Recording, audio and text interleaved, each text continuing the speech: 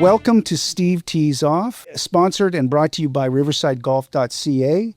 Without Ken Poirier and his team down in South Surrey, riversidegolf.ca, this podcast would not be possible. I highly recommend, if you haven't checked them out, to check them out.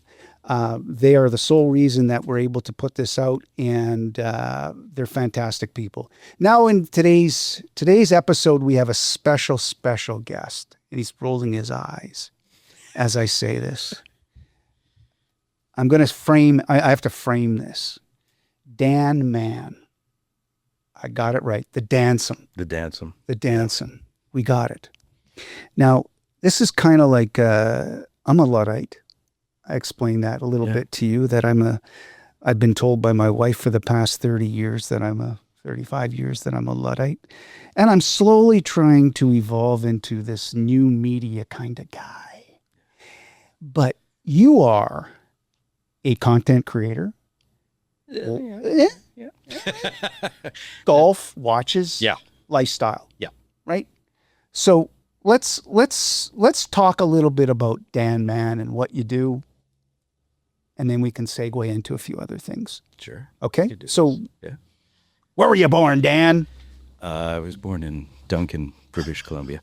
I'm so sorry. 1973, Duncan, British Columbia. Okay. Yeah, the kid was adopted by a Burnaby, Vancouver family. I've had 53 great years of being their son. Yeah. Wonderful. Yeah. Wonderful. Some people don't like talking about the adoption thing. I think it's fabulous. I ended up with this fabulous family. Born in Duncan, British Columbia, Canada. Fantastic. Is that got the big hockey stick still on the hockey rink? I haven't been there, and I drove through 15 years ago. But on that really trip, special.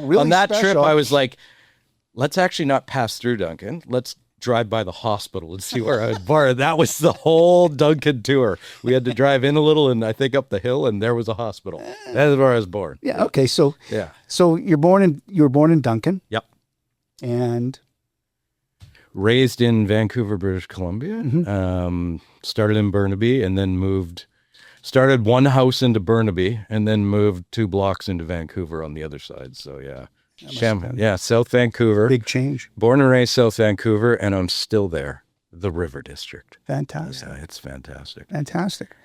So tell us a little bit about your path to becoming a Vancouver-based visual storyteller, golf lifestyle content creator. Golf goes back to 1981. 1981. We had a summer home in Birch Bay. Birch Bay. What, 15 minutes south of the border? Birch Bay. Yeah.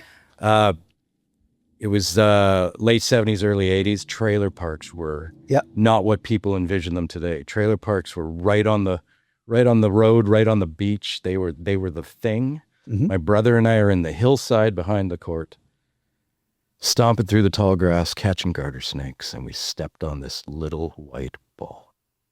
Went back to see my dad, said, "What is this?" "It's a golf ball." And we're like, we now have to use this, and literally joined the junior club, and that's how golf got started.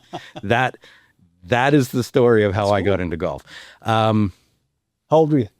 8. 8? Yeah. Perfect. So having played sports, hockey, baseball, the hand-eye coordination was there. My brother and I took to it really fast. He's 4 years older, so it was kind of a good area to play together and grow. Our cousins were down there, so we all played together. But we had sort of the natural ability to get around without taking formal lessons, but at least the junior club would help hone your game. And I mean, it was $1 at par, and they charged us like $1.25 to play golf. So getting started in golf was awesome. Nothing. Cut down clubs that look like these. Yeah. Oh yeah. I think I had that McGregor, but in like a honey finish. Yeah. I did. Nice persimmon. Yeah. Beauty. Yeah. Beauty. I had blue grips because they were undersized, but now they're cool. Yeah. Yeah. But yeah, that is the start into golf. And since then, I was a decent junior golfer. I mean, a couple trophies and semi-accomplished, but you aspirations of going pro, but then you realize you don't practice enough, you don't play enough. Don't be afraid to pull that mic in there. There we go. Right, there we go. Come on. You don't practice enough, you don't play enough. And it's just not going to happen because I hear you. You start playing with people who are better and things like that. Then my 20s hit and I just wanted to party, and I didn't play much golf. And then my 30s hit and I was like, I just want to play golf. Yeah. We're leading up to social media here. Yeah. Well, we're talking how you got to like your name. You're going to wonder how I reached out. Well, I reached out to you because I do my research. And the beauty of doing this podcast is, as well as the other one, is that I can talk to whoever the hell I want to. And I really don't give a shit if people find it interesting or don't find it interesting. Someone will. And at the very least, I will. I'm assuming you Googled the 12th most handsome golf influencer in Vancouver, and you ended up on... You were actually 16th. 16th. Oh, that's all right. Who the four ahead of me is what I want to know now. So anyway, so let's get into like you've got into this what does being an influencer mean? I'm not an influencer. You're not. Okay. I am a content creator. Okay. Let's get that straight. I was watching somebody else talk about this on Instagram the other day, and the word influencer is becoming this almost dirty word. Like influencers are looked at people who shill things. And then people who throw the content creator tag on, or people who are creating content to talk about things. Let's face it, we're all trying to influence something. We're all creators. We're all influencers. I didn't specifically get into social media to do that. I was, when I got back into golf in about 14 years ago, I got on the My Golf Spy forums. Yeah. Became an active member. And then they reached out and I started doing the newsletter for them. And then I started writing for them. So 2014. Were you reviewing product? And so I started reviewing product. I did a lot of tech stuff. Did the first ever direct-to-consumer golf ball review. Way back then, Snell golf balls, all of them are in that. Okay. Snell was like the head and toes stellar golf ball out of that group of balls. Nicholas had a ball in there made by Bridgestone back then. That was a good ball. That was long off the tee. Yeah. And as you've seen My Golf Spy grow, things grew. They went with more professional writers, a lot tighter the way they do reviews and things. I didn't fit in there anymore, so it's time for me to move on. But I had already established somewhat of a social media presence on Instagram, which I kept going on the golf side as my photography and videography grew where it wanted to be. I grew up without knowing I wanted to be a filmmaker, but always loving cinema and film. And I realized today that I've always watched films, even when I was extremely young, from the point of view of a cinematographer. I look at movies from how well they're shot, how beautifully they're shot. I can turn on a movie and just be like, I'm never going to get through this movie. This just looks terrible. It's just going to take me out of it. And now that I'm really maturing as an adult and taking my time to understand things and grasp things and equipment and how things are shot, this is kind of how I became a content creator, like honing my craft and then having a vehicle and avenue to do it on, a platform. So this is sort of where and how I got into where I am today. Is content creation as much a passion as golf or watches, which have become a passion over the last 5 years, a strong one. And this gives me an avenue and an audience to, without sounding narcissistic or anything like that, to get some recognition that what you love and do passionately is appreciated by people. Yeah. I hear you. And that it makes me feel good. Yeah, of course. Yeah, it does. Of course. Because I genuinely love doing this. It's part hobby, part profession. I still do some tech work, but I love it, and I just love being involved in it. Yeah. Well, you're the first. We started doing this podcast, I'm going to say 5-6 months ago. It'd been on the table probably for 4 years. And then when it came up again, my wife had done all the artwork and everything, and because that's her thing. And she said, well, like, I did this for you like 4 years ago. Stop talking, start doing. And we did it. And the thing is that I enjoy it. Yeah. Which is not to say that, the last 37 years that I've been in the newspaper business, I haven't enjoyed. It's dying. Like there's no question about it. But I'm in till I'm not in anymore. And watching that, sunset, it's going away. Mm-hmm. But this has given me an opportunity to embrace something. There's two things in life that I love golf. Yep. And I'm curious as hell. And I'm not in a, like when you say curious, it's not an aggravating or obnoxious way. I just truly do want to know. Mm-hmm. And, but I can turn that on or turn it off too, as my wife will tell you. But you're like, I have focused on the guests on coming on here and talking have largely been, professional golfers, mm-hmm. people associated with the industry, a great bunch of people. Like they're phenomenal because it is a very tight community. And I've enjoyed that because I can talk golf ad nauseum. Like I could sit there, if you were to tell me you played, St. Andrews and wanted to go hole by hole, mm-hmm. I'd sit there being going, I got the guy for you. Yeah. It's all he does since he's there. Okay. Greg, I know you're going to listen to this, but sorry. Yeah.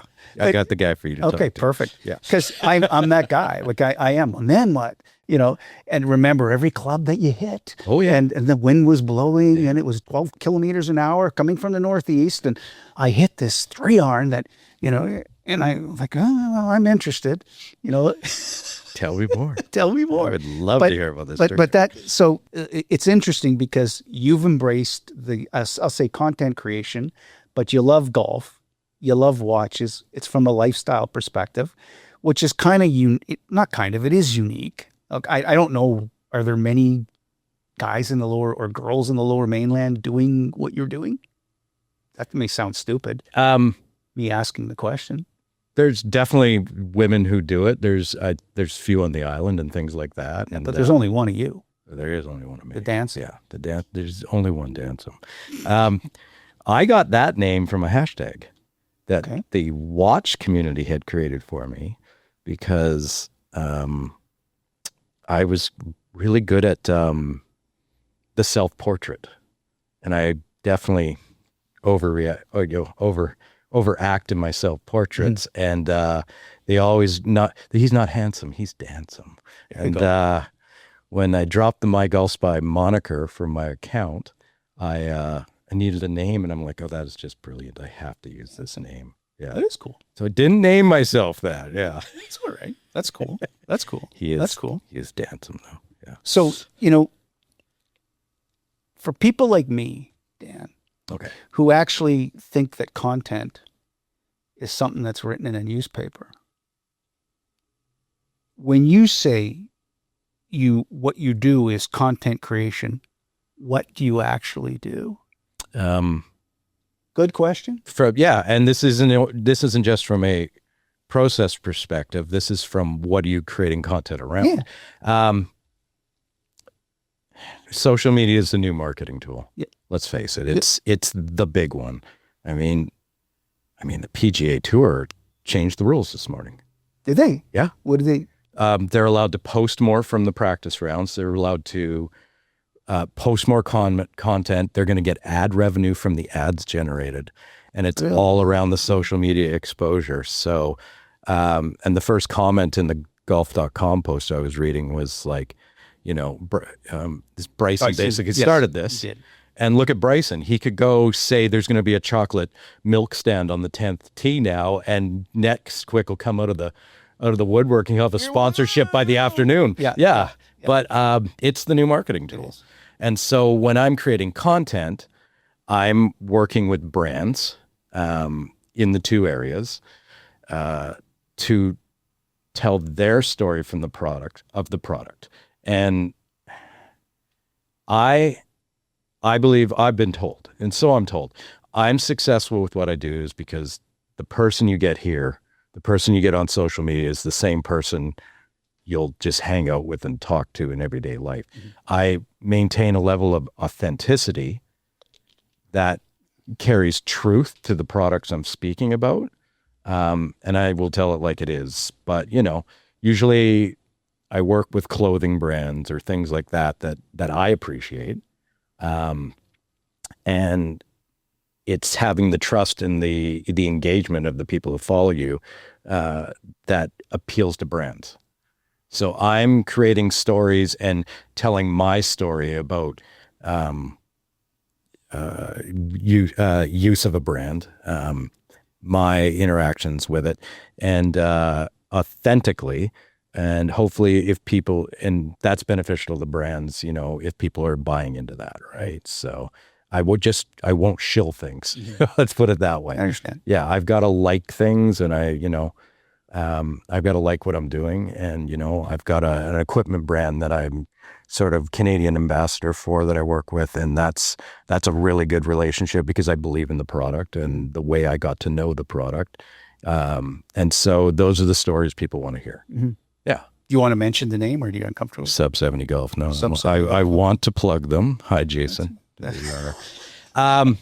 the reason I work with them, maybe I should tell this story. Yeah. I mean, this gives you, so I'll stop you right there because I don't even know what Sub 70 Golf is. Well, we're going to get to it. Yeah.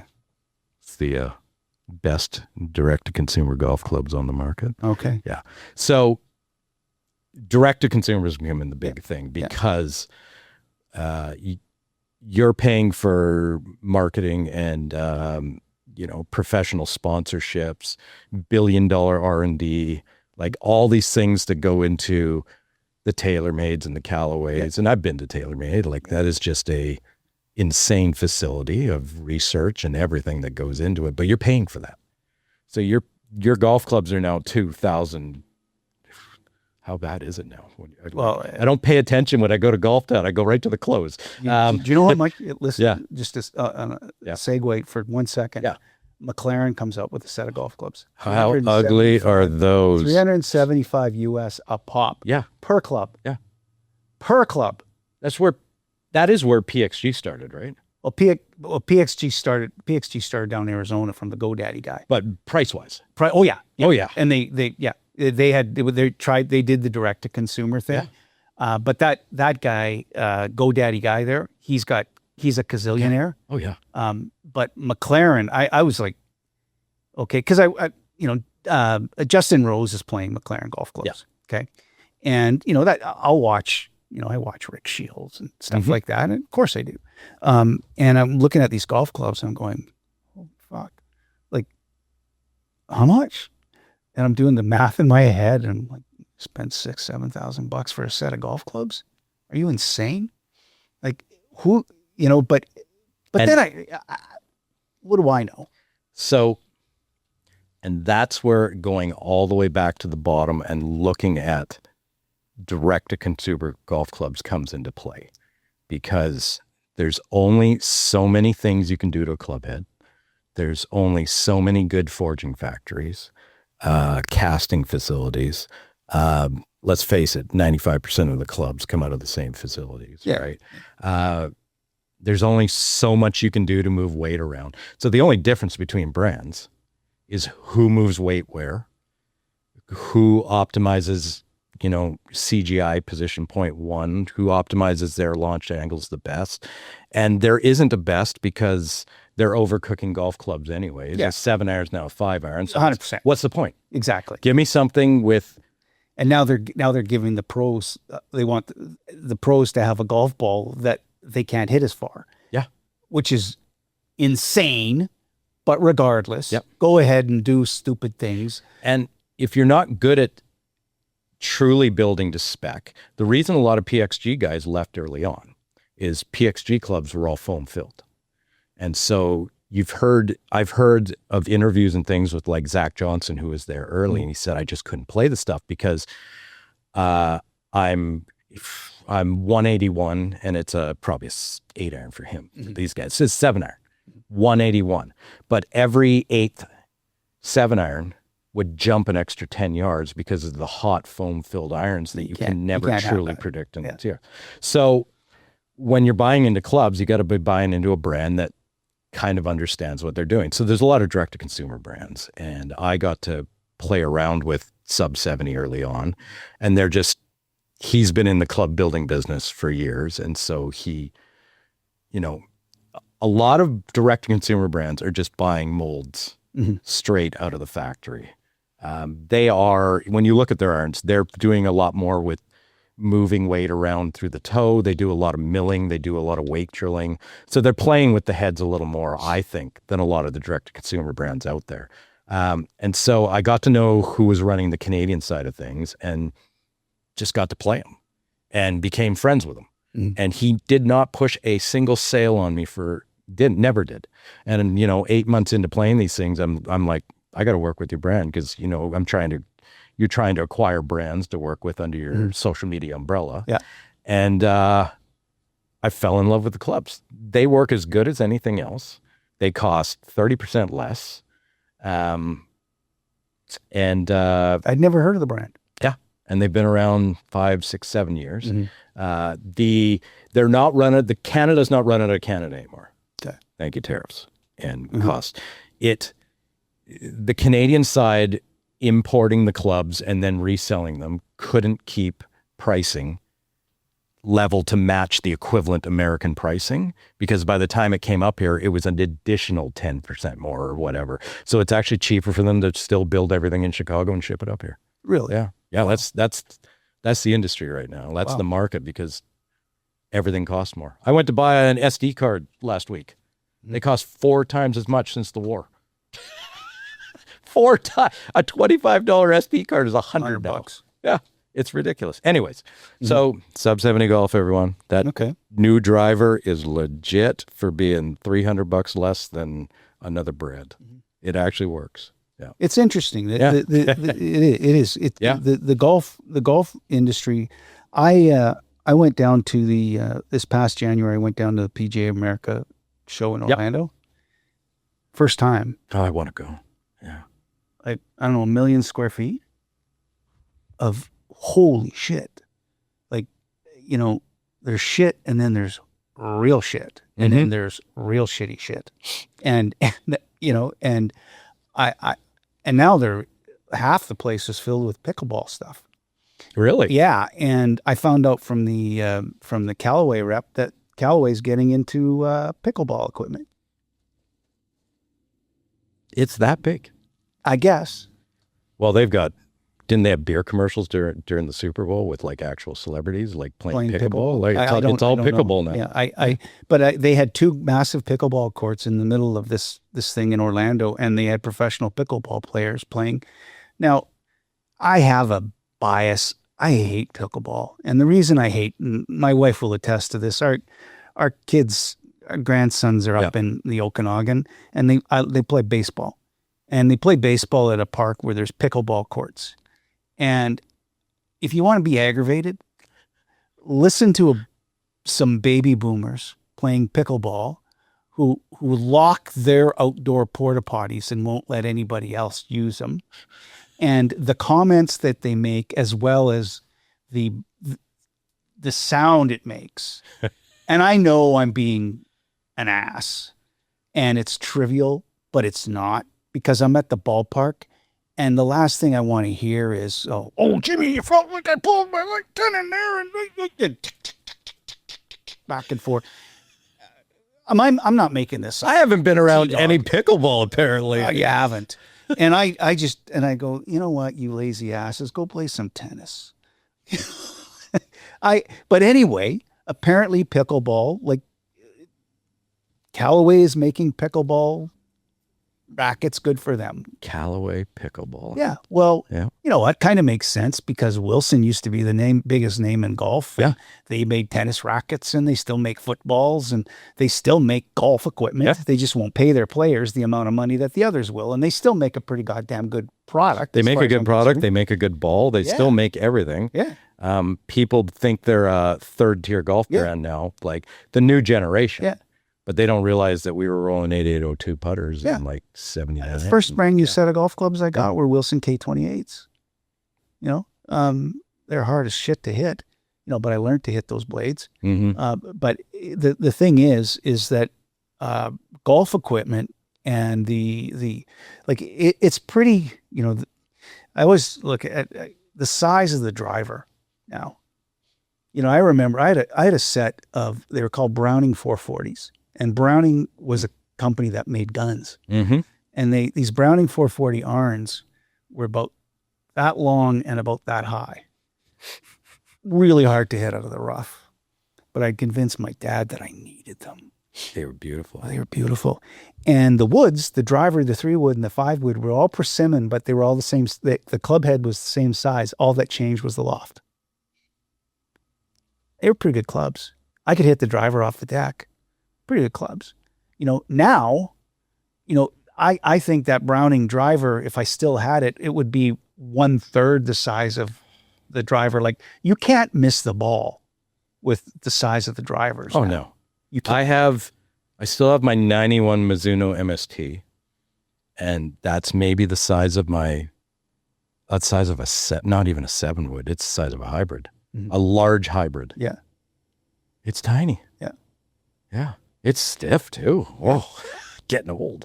Well, the interesting thing is that how we are, I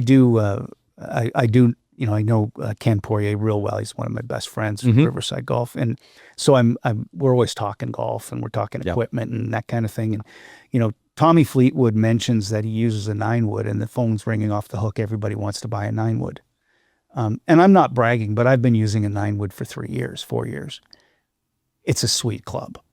The 7-wood is even better. I'm going home and looking up. Well, don't even what are you doing wasting your time with a 3, 4, or 5 iron? Forget it. Like, that's just me. Yeah. I'm going, what am I doing here? Like, I'm killing myself trying to, this is just, it's like butter. Like, I have a 4-iron in the bag, but you're right. It's probably time to start looking elsewhere. Yeah. It's just, right. So you look at the technology and you say, like, I can hit it rather poorly sometimes, and it's still pretty darn good. Yep.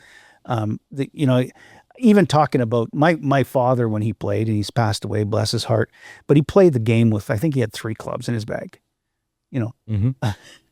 And 4 clubs: a driver, a 5-wood, a chipper, and a putter. A chipper. Yeah. Nothing in between. That's right. The chipper was 150 in. Oh, I thought you were going to tell me he was still sawing off 5 woods. No. Chipper was 150 in, and he was deadly around the green, and he usually would 1-putt. But now the chipper, I've seen the chippers making somewhat of a comeback. Ping have a chipper, they do, right? They do. They do. And I laugh because as the more things change, the more they stay the same. They recycle through and go, this is, and I've told some older friends of mine that story about my dad, and then they go and buy a Ping chipper. Well, my dad had an old Wilson chipper, and it had I can't remember what the loft of it was, but it was about a 7 or 8 iron kind of thing, something that you could use around the green. You would, because I used to find myself using a 7 and 8 iron around, chipping around the green, because I could easier to roll it and get it going.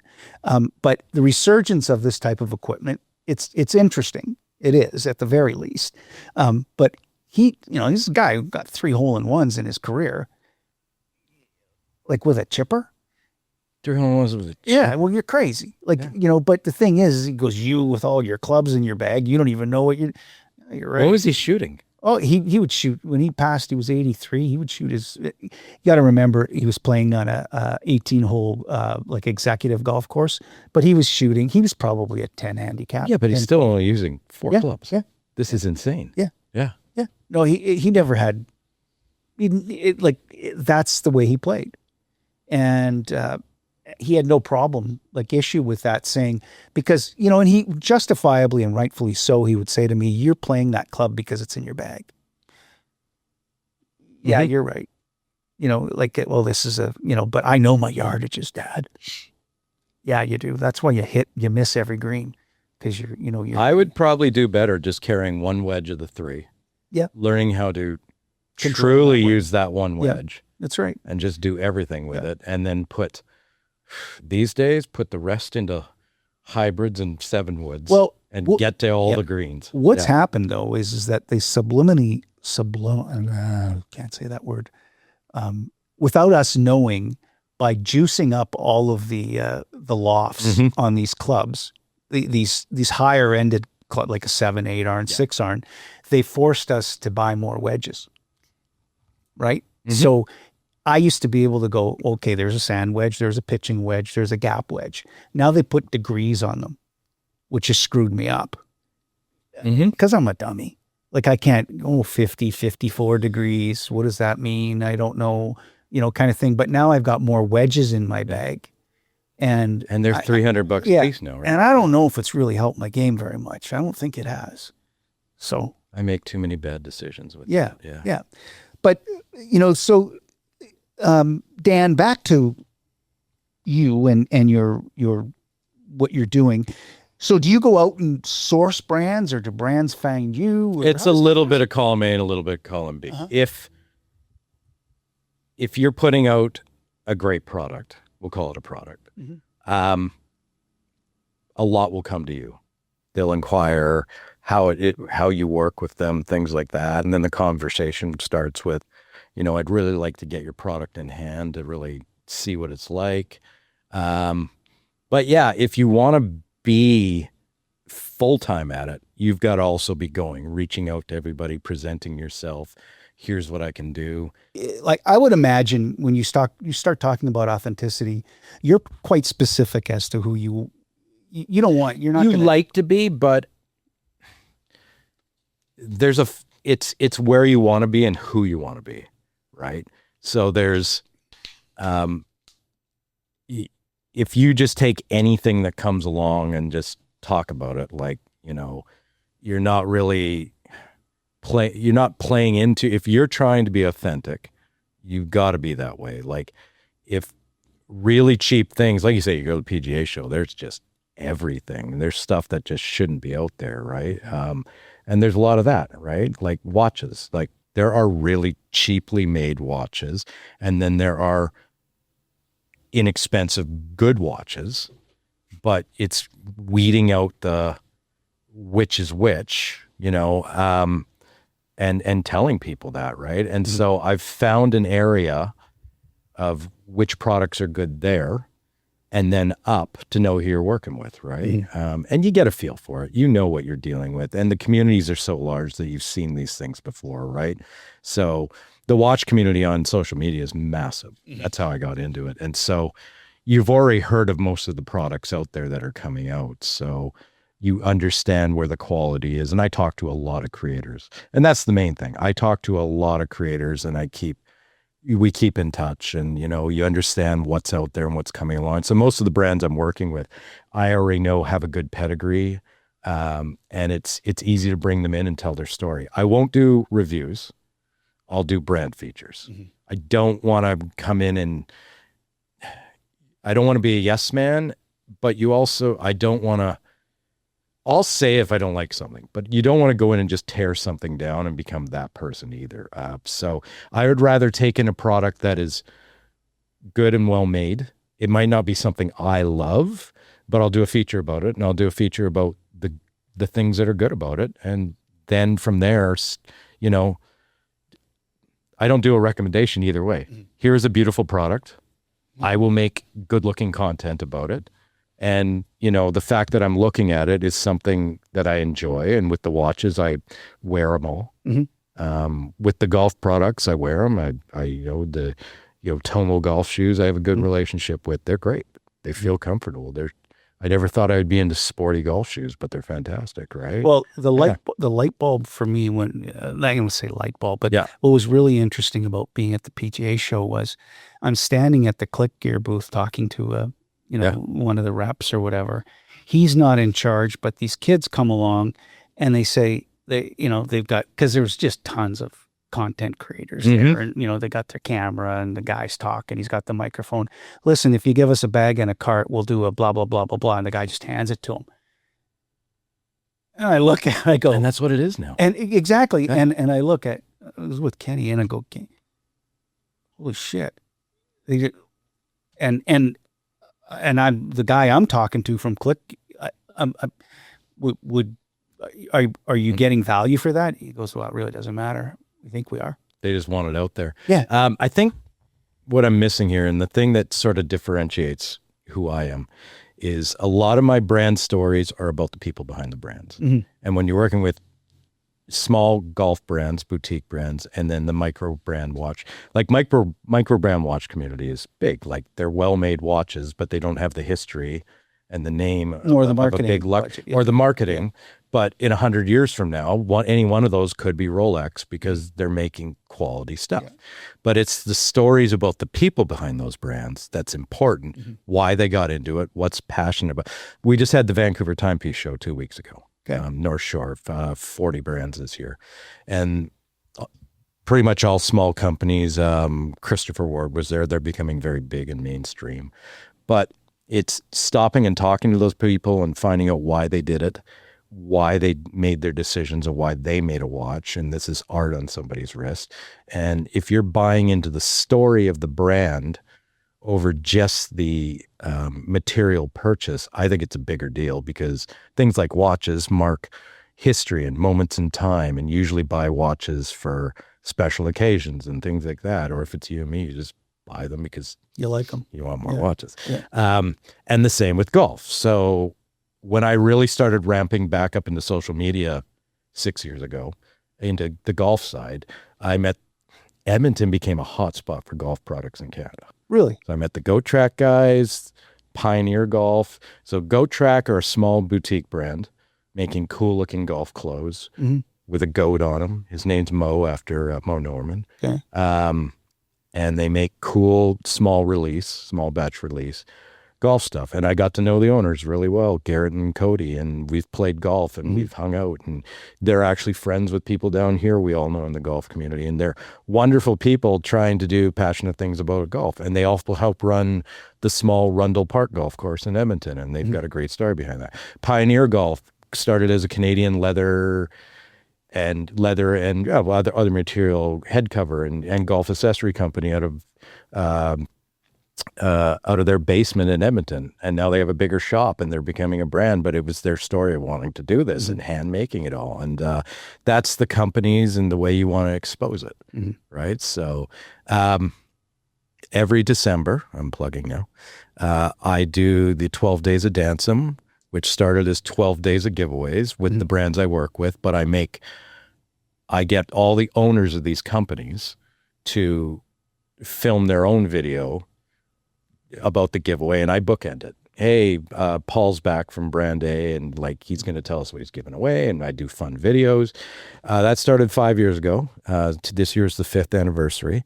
I now have 50 plus giveaways in 25 days, and it's because brands see that I'm doing an authentic thing and helping them get, it's a community thing of getting their names out there, and it's the people behind the brand. I had the CEO of Doxa Watches, I mean, it's a big company, do the video for the clock giveaway. Like the marketing people went in and did it, and it's showing that there's humans behind these brands. They're just not products you're getting for free, and people buy into this, and it's important. I think it's really important to show the faces behind the brands, and that's why direct to consumer stuff's good. Yeah, there you go. Yeah. Well, interestingly enough, the golf, the landscape, the one thing about going to the show was, I didn't realize how much, like the American market is, like, we're like a little tiny pimple compared to the American market when it comes to golf. And the things that I saw that had some traction and were starting to become successful, it's just head scratchers, and I'll use one as an example. These guys out in New York they had a carry bag that you could ride on your bicycle to the golf course. And, me being the Luddite that I am was, okay, I guess in New York City you do that, but like, I don't know who'd do that, and you'd be a target for somebody, like driving down the road and open up their car door or roll their window down and smack you. Or, I don't know. It just didn't make sense to me. Now, whether or not they're going to be in business in 5 years is another thing. doesn't make sense to me. That doesn't make sense to me. But there was a lot of those things. There's a product that came out, probably 4 or 5 years ago now, and it was like PGA show winner and all this stuff. And it boggles my mind how successful it seems to become. My buddy Cyrus, who does content out of Vegas, has done stuff for them. The marker locker. The marker locker. It's a little mini, it looks like a locker. Oh, yay big, clips on your bag, and it just holds teas and stuff. It has a little door that opens, but it's this big, flopping around on your bag. The whole teas. They're still going. Teas and markers and whatever. And they're still going. So, but it's like, people buy this. Yeah. Yeah. I use this, and I play a lot down at Loomis and Bellingham and Semiahmoo when I can. Loomis is the public and Semi's the private now? Yeah.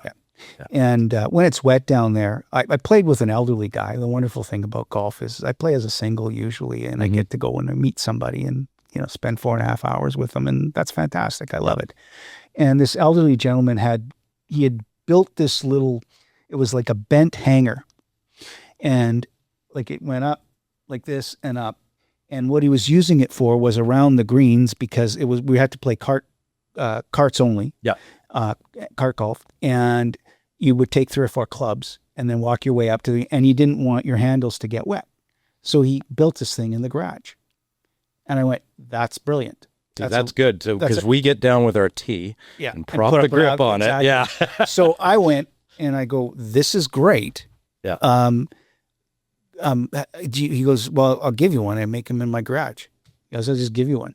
So then I go to my son, who he's a heavy duty mechanic too, and he makes me a bunch of them. Yep. So then I go to, I'm playing at North Bellingham. I'm at a few golf courses. Would you buy this? No, that's a stupid idea. And I go, yeah, but like you could sell it for like $5 or $9.99 or whatever. Now I use it. Yeah. I use it. Yeah. So I really don't give a shit if anybody, like, you don't need to, but that's a practical thing. You and I might know it's practical and might know it works, but the image of it is just going to turn so many people off. Yeah. Yeah. But yeah, saying that there's so many products out there, when the pandemic hit and golf became huge because everybody could get out and golf, there were so many startups in golf and everybody buying the same product out of Asia and selling it. I had 2 or 3 golf brands every week reaching out to me. Gloves, 2 or 3 towel brands, accessories. They were everywhere. And I'm sure if you go to the show, it must be wall to wall of that stuff. It is. Yeah. And you go, like, you'd stop at a booth, and I can't remember if it's PGX or whatever, or some company from China that makes everything. Yeah. And I mean everything: shoes, balls, clothing, putters, everything. And it would be funny because we'd start talking to them and go, oh, okay, well, what would you consider what would your first order? They'd say, your first order. Well, we maybe 100 pieces. Yeah. Order them off of Amazon. That's what the guy would say, unless you're talking about a train car full of them. Yep. F off. Not interested in you. And I'm like going, okay, well, what kind of factory can make everything? And there's only like 3 factories. Like I've seen some guys talking about golf and where they get the clothing, and there's only like 3 big clothing manufacturers, and like these X brands go from here, and they all these factories just make everything golf. Yeah. Everything. Yeah. So, and I look at, the really cool thing about being at the PGA show too is the Titleist booth. They all dress in tuxedos. Oh, do they? Oh yeah. Yeah. It is. So I was walking in there, Jeeves. Yeah. Jeeves. But there's like, and I did find out that the big guys that are there, they don't pay for the booth space.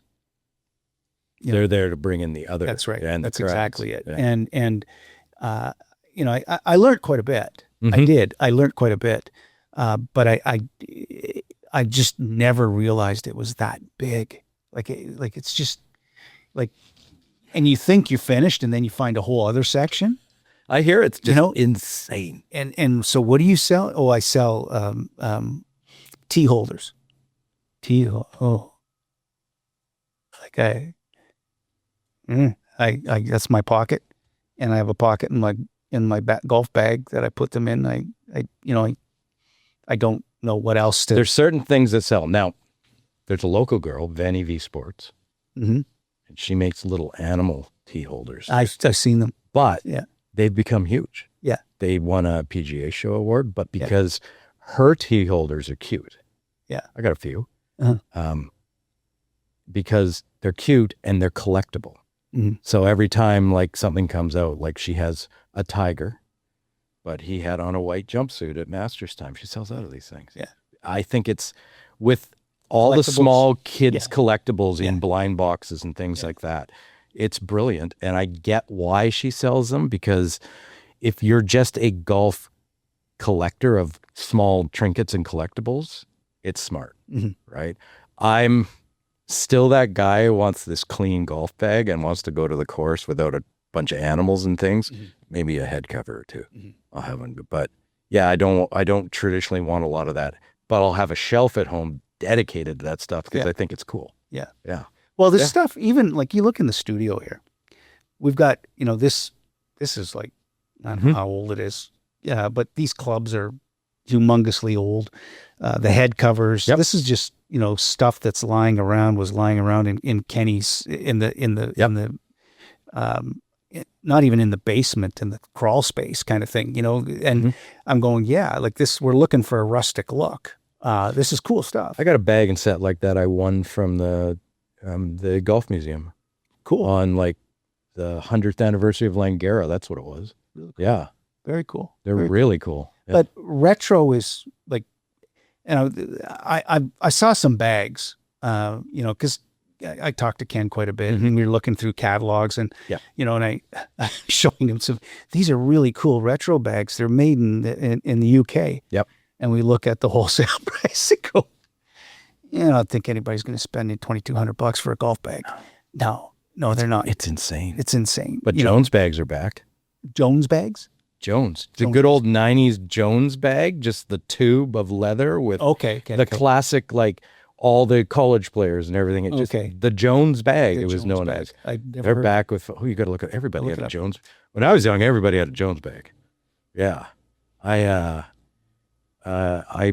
was a junior member at Marine, and I bought a Jones bag off a guy in the shop who was selling his. Had a Frisbee taped to the bottom to hold the clubs in because he was in anger. But he basically just gave it to me, and I wanted a Jones bag because everybody had a Jones bag, right? Yeah, now they're back. You look up Jones bag. You make a note. Well, so do you, like, I'll ask you a pointed question. Yeah. Doing the content creation, is that a living for you? No. Okay. Unless you really take off and truly I'm sitting in an area of what's called a nano influencer, like 10, 20,000 followers with high engagement, which brands like now. They do, a lot of the accounts that sit around 50 to 100,000 followers, half those are bots and fake accounts. So they like the small accounts who are highly engaged and talk with their followers. But unless you're, maybe I'm a terrible marketer and don't sell myself well enough, and maybe I'm underpriced, but there's a lot to get into the next step. And there you've got to start getting into the hundreds of thousands of followers where the brands are willing to pay the numbers. When you're smaller, you're competing with a lot of people who are doing the same thing. And so I guess those budgets are more diverse. So yeah, I'm still doing tech contract work. I run social media for a glasses company. Great Glasses, 3 for 1, 4 stores in the Lower Mainland. I do their social media, and that is paying the bills. And I'm happy and living life. Yeah, but the thing is, you're passionate about the golf, you're passionate about the watch, and I love doing it, and that's a good thing. I love getting a little something out of it. And that makes it a little extra worth it, but I enjoy doing it.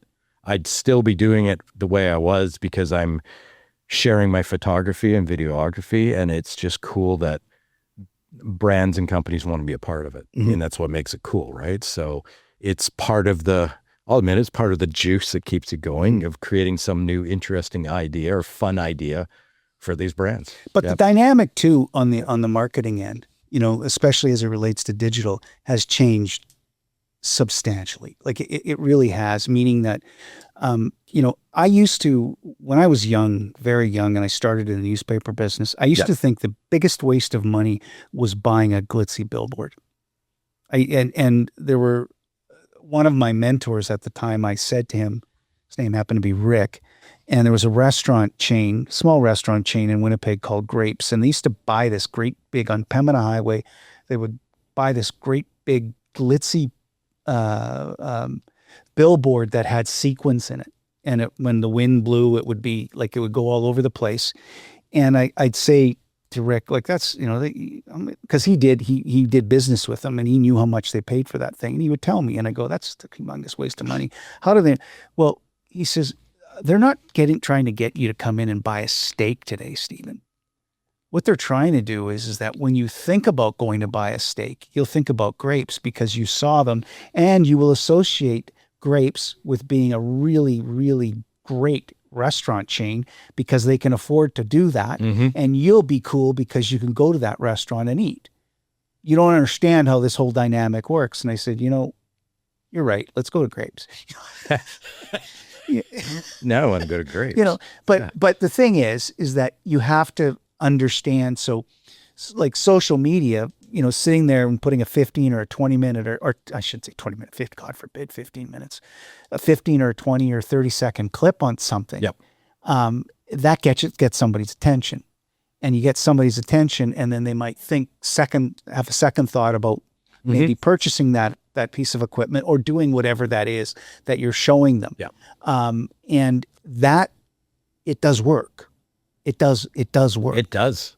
Yeah. And a lot of the times what the brands are buying into with me is they want to reuse it for their advertising. They'll promote it through advertising. So something I would get, 3,000-4,000 views on my own gets 300,000 views. And because they're benefiting from the content creation. And I do a lot of limited release stuff for one watch brand. And they sell out of these immediately, and it's worth it to them because they just need that brief look of interest, and somebody follows through to explore it, right? And it's huge. And that's how, in a sense, how easy it is for brands to do it through social media. If it's catchy, they get that click and people discover them, right? Just like the billboard. Yeah. Just like the sequins on a billboard. Are you not going to tell us about Grapes? Well, Grapes I don't even think they're in business anymore. I want to know about the dining experience. It was good. It was good. It was like I was hanging on there. No, Grapes was like equivalent to kind of like Keggish kind of thing. But it was a Winnipeg brand. I think they might have had a restaurant. They might have had one down in on Granville Island. They might have. I'll ask my dad. I might not be remembering it correctly. But the other thing I wanted to, there's a couple of things I wanted to get to. When you look at the golf content 5 years from now, what do you see that, like, you see a lot of things probably that I wouldn't see, but what do you see? Do you see the future being more niche orientated? Do you see the future, where do you see the future? I honestly don't have an answer to that. You could make one up. I will. I would like to believe, I grew up in the family business, so I would like to believe that the world dials back from the big box to the small niche. What was the family business? We had a franchise in Bosley's Pet Foods. Yeah. My dad was a banker. My father didn't go to college, started as a bank teller, and was CEO of the Teachers Credit Union. Right on. By the time he got laid off, they got bought out by, I think, Van City back in the day. So as you can imagine, he had a decent severance. They're buying dog food one day, and they're like, you ever thought about selling this place? And I think like a month later, we had a store. Cool. Local neighborhood, it's still there at 53rd and Vic, new owners. Cool. But yeah, we had a Bosley's franchise. I was grade 8, and I did that for 15 years. Are you a dog guy? Dog. I have a cat now, Cat. but dog, Okay. cats, it doesn't matter. Like, bring them to me. Yeah. Yeah. I Oh, will. so I will spend. I will spend all the time with your animals. Yes. Yeah. Oh, they're gorgeous. Yeah. The one on the left is a little older, or Yeah, they the both? one Yeah. on your left Yeah. is that's Lucy, Yeah. our golden, and the one on the right is Jolene. She's a flat coat retriever. Oh, she's gorgeous. Yeah, so Absolutely gorgeous. they're our children now that everybody's left the I've house. got a little black adopted cat. She's 4 now, named Ahsoka. She was a street cat, they say, at the shelter. Yeah. She's cool, and she's part of the social media shtick. People love it when she shows up, and Very cool. yeah, she's our kids. They're our kids, and Very yeah. cool. Yeah. Very cool. Very cool. So the family business was Bosley's. We had a Bosley's pet food franchise. We did that for 15 years till my parents sold and retired. Unbeknownst to me, they would be selling and retiring, like I thought.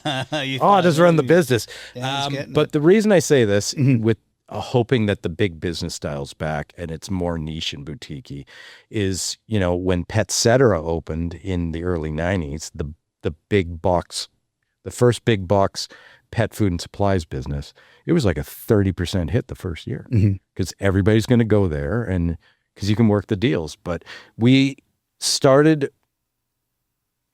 getting people back over the years because the knowledge base in those places wasn't the same as a small business that's more trained for, I was at a seminar as a high school kid. I hated it, but I was at a pet food seminar every other week, being run to hear and learn about all this stuff. And it was family business. You got to go. But there wasn't that.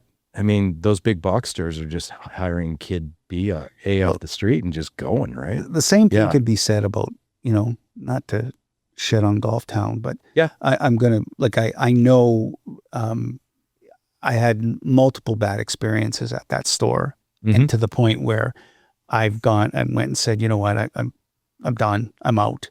I would like to be able, if I'm going to go into a store, I want to be able to talk to somebody that's at least half-ass knowledgeable about what they're talking to. And I could tell, not that I know everything about golf, but I kind of do know something, because I just, like, big box, I like, you talk about the pet food industry or the food industry, that was something I could tell you off camera a little bit about a business we were in, that we gave it a good run because we love dogs and we wanted to get into the pet business. And you got to be good at selling in the pet industry because the markup on food is very low. Oh, yeah. So for every bag of dog food volume, that goes out the door, you've got to be selling 2 accessories, right? Like that's where the money is. But man, people would come in, friends would come in, and they would buy, a lot of them in that neighborhood had 3 dogs guarding their yard and things like that, in East Van. And you'll buy 10 bags on sale and still ask for a deal. And you're like, well, I'm only making 19% on this sale now. Like, I can't run the air. Why do you think the door's open? I can't run the air conditioning today. Is the margin so thin? My dad hated that. The air conditioning on and the front door open because I wanted to hear the world. Yeah. Yeah. But, so back to, let's reel it back into golf. Yeah. And where do you see it? Where do you see the like, I kind of left it off. And I really think, like, honestly, with what Bryson is doing and the YouTube creators sort of taking over, and everybody, the new generation is absorbing their content on their phones. The new generation is truly absorbing their content on their phones. Yeah. And you know what? I get up every morning, and to get inspired, I'm using my TV to go through YouTube.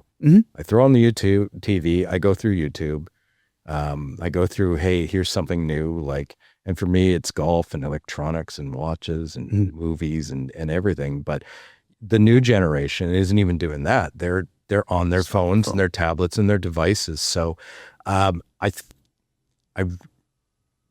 unless social media implodes, and I don't see it happening, I think everything could be reeled back into a niche area like that. But the big accounts are always going to get bought up by the big dollar, right? They'll always be sponsored. I mean, who is it? Good, and all those guys. I mean, they are one is Callaway now, and one is like, they just threw their money at these guys. So I can't see that trajectory changing. Well, Grant Horvath started his own tour. Yeah. So I can't see the trajectory of these. And you know what? I didn't get it. I was partly that old curmudgeon of, I don't get this YouTube stuff. And then they had that Barstool Sports Open. I watched it. It's funny. Because they had drama. Yeah. They had drama. They had cheating accusations. Yeah. They had everything.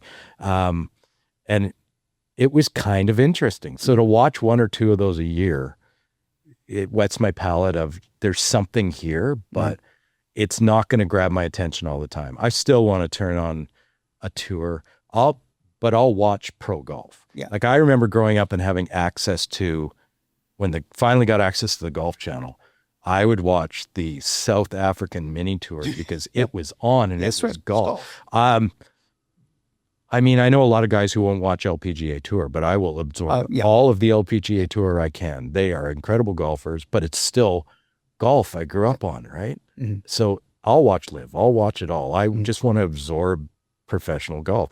LIV's visual product is great because you're always getting a new golfer. There's no... it's sad that it got such a blacklist with, you know, the whole whose money's behind it. Maybe they can rebuild off that now with the PIF backing gone, right? Like, but let's hope. I would love to see social media reel in the narrative and really find a way to support the small brand without running them broke. Yeah. Right. That's what I would like to see. And those, the big thing is for the small brand, let's say small to medium sized brand, is in understanding how to use those tools. Yeah. And there's a big chasm there. There really is, because it's not, you know, contrary, and you'll attest to it, and you'd probably have a great conversation with Tricia about, you know, social media. Everyone thinks it's easy. It's easy. No, it's not. It's not. And as an experiment, I started a cat Instagram 2 years ago for my cat, thinking I'm just going to put up some funny cat videos and I will have 1 million views a day. Like 10 views. Nobody's looking at my cat because they aren't the number one cat. Yeah. So, but what the small companies also need to realize in reverse is, in order to get the exposure they're going to get, they're going to have to pay something, because most of them think I can just give out free product, which is their marketing budget. Let's face it. Yep. That giving out free product for a lot of these, this is why it's hard to say, well, I need money. But in order for them to get on a channel that puts out higher quality content, etc., they're going to have to pay a little, right? And that's where they're in a tough place. And that's where small creators are in a tough place. They want to make money, but they don't want to be out of the conversation. So somebody's got to make money at some point, and somebody's got to spend money, and vice versa. So it will be tough for these small brands to grow. So I'd like to see a world where these big accounts can find a way to also work with these small brands and expose these boutique niche markets, right? Yeah. We're getting close to wrapping things up, but what I want to ask you is, how do you feel about AI in all of this? In the tech company I work with, big on it for creating advertising and marketing videos and things like that. I worked in web and app quality assurance for like 20 years. So the reason I went heavier in content creation was I got laid off because of the post-COVID runway at ERIC. But now I'm still contracting again. Company's doing great. So but yes, they are engaging a lot of AI in that sense. Now, for helping big brands advertise. Now, as small creator, I hate it, because some guy can go start up an account and just make great looking images and videos, but without the passion and authenticity behind it that I'm taking the time to set up for 2 hours and create a video, right? And I hate it. I won't use it. I'll use it for the odd image to enhance something I'm doing, but I'll use it to help me to formulate my captions. But I still write 50% of those captions. I just don't know how to finalize what I want to say. That's where it's helped me. Yeah. So I love AI for a knowledge base and helping me write the things I want to write. But visually, I hate it for small creators who are trying to create beautiful, especially photographers who are true photographers. Yes. I look at it as it's a tool. It is a tool. It's a tool. Yes. It's a tool. Yeah. And just like a hammer or whatever, you have to figure out what that tool is going to be used for. It doesn't do everything. It's not like the Swiss Army knife of, and I, me being in the business that I am in, is it going to replace some mundane shit, but at the end of the day, people know quality and authentic quality. I believe they do. I believe they do. And I hope that, that's where I hope we are in 5 years, that they believe in the authenticity. But yes, AI is an amazing tool. I had to update 1,000 URLs in a spreadsheet last month. This reminds me. And Gemini is now baked into Google Sheets. So instead of having to figure out a formula in Google Sheets to update all 1,000 cells, I typed into Gemini, switch this to switch, and it switched this to this, and it did it in like 5 seconds. There you go. So I believe in AI for that. Okay. Taking over the world, no, but yes. Okay. So in closing things up here, Dan, I want to ask you, craziest moment on the golf course, most whacked out thing you've ever seen on the golf course. You sent notes, and I started thinking about this, and I know my friends are going to get so mad at me because I know there's a crazy story and I can't think. I'm like freezing on it. Okay. But in the past few years, there's been crazy stories. I mean, I did almost get murdered by a golf ball at Langara 5 years ago, and the guy came up and accosted us. He wanted to fight you. 16th hole at Langara. And you know it? Fight you. I'm not familiar with it. It's a reachable par 5. Okay. He's blocked a right tee. So I'm taking a step towards the hole to pick my ball up, and a white flash goes by my nose and hits the green. I see it. And everybody around me is in shock. And we turn and look down the fairway, and sure enough, some guy 230 out walks from behind the trees. And my buddy playing with me turns around, just whacks this ball into the bush. Of course, it was close. And we're up on the next tee, and he comes walking over the back of the green, says, "Where's my ball?" And my buddy's like, "I whacked it in the bush." And he goes off on me like, "What is your guys' problem?" All this stuff. That was my Titleist, all this stuff. I said, "You just hit a ball when you were in range and literally almost hit us." Like, I don't know who's in the wrong for doing what here. Pete literally almost hit me in the head. No, there was nothing. Nothing. Literally, I was leaning over to pick a ball. If I was a half second sooner, it would have hit me probably in the temple. It went by my ear. And he wanted to fight us for hitting that golf ball. Beauty. So that's my last crazy story next to, hitting a ball down the drain pipe at the first hole of the Little Masters when I was 11. But we won't talk about that drain. Too much trauma there. Well, listen, Dan Mann, shout out once again before we close things off to riversidegolf.ca, Ken Poirier and the team. And his team down there. Check them out online. Without their support, Steve Tees Off would not be possible. I encourage everyone that's listening or watching to subscribe. Dance them. Thank you so much for this. You're going to come on again because this is a great conversation. No, I'm serious. I was actually excited. I was excited to talk about, because you're doing something that's rather unique. We're on the cusp. There's a groundswell of support on the digital end.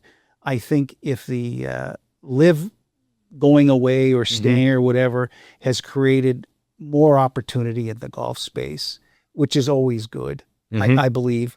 I'd like to have you on again and talk about, the direct to consumer stuff. Yes. There's a lot of things that came to mind. Yeah.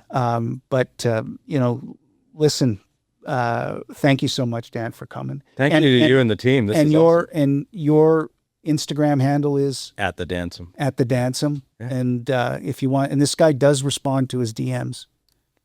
Everybody gets a response, which is cool. Yeah, which is cool because that's I'm a hip guy. I know what DMs are, right? Yeah, Dan Mann. Dan Mann. Yeah. Thanks. Thank you so much. It's been a pleasure. Yeah, absolute pleasure.